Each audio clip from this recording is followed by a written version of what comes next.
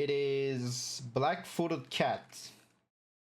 Meet the deadliest cat on the planet. Okay. This little female is known to researchers as Gyra.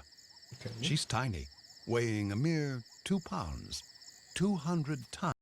2 pounds? 2 pounds, 2 kilograms. What? It is so small, it's not even 1 kilogram. Times less than a lion. Are you serious? This is the most successful cat? Look at him though.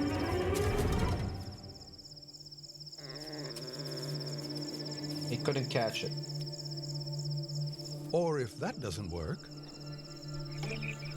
birds.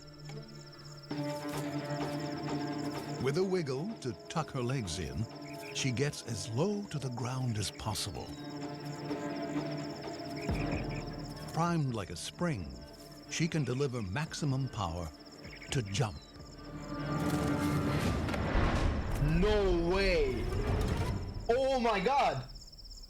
I was She hits her expecting target 60% of the time. 60%. I was expecting it to like jump on it, like on the ground, not fucking in the air. Makes black-footed cats the most lethal hunters in the entire cat family. That was amazing. You earned my respect, black-footed cat. That was amazing, seriously.